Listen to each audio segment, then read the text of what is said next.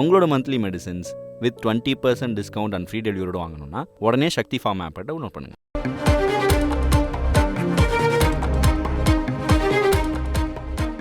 அண்ணா அறிவாலயத்தில் திமுக தலைவரும் முதலமைச்சருமான மு.க.ஸ்டாலின் தலைமையில் கட்சி நிர்வாகிகளுடன் ஆலோசனையானது நடைபெற்று வருகிறது. பற்றிய மேலும் விவரங்களை செய்தியாளர் ரமேஷ் விவரிக்க கேட்கலாம். வணக்கம் ரமேஷ், செய்தி குறித்த முழுவர்.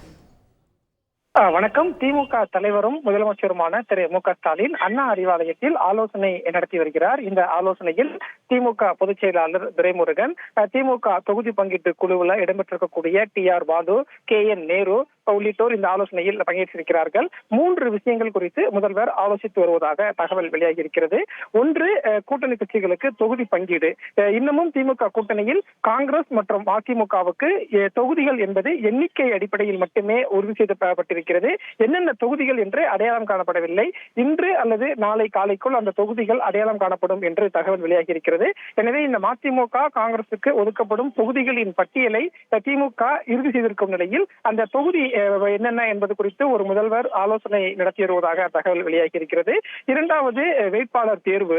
வரக்கூடிய நாடாளுமன்ற தேர்தலில் திமுகவை பொறுத்தவரைக்கும் 21 மக்களவை தொகுதியில் நேரடியாக போட்டியிடுகிறது. அந்த 21 மக்களவை தொகுதிகள் என்னென்ன என்று இன்னும் 2 நாட்களில் திமுக அதிகாரப்பூர்வமாக அறிவிக்க இருக்கிறது.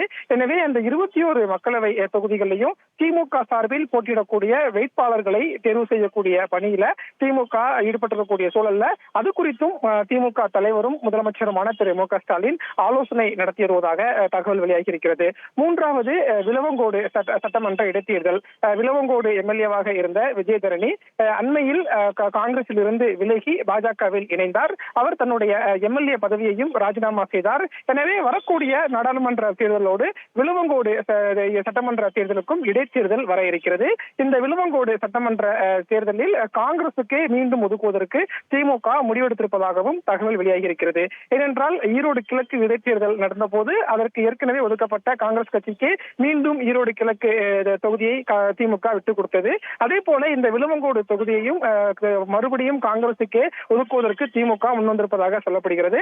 அந்த இடைத்தேர்தல் பணிகள் குறித்தும் முதல்வர் ஒரு ஆலோசனை நடத்தி வருவதாக தகவல் வெளியாகி இருக்கிறது. இப்படியாக 3 விஷயங்கள் குறித்து திமுக தலைவரும் முதலமைச்சருமான திரு மு.க.ஸ்டாலின் அண்ணா அறிவாலயத்தில் ஆலோசனை ஒன்றை நடத்தினார்.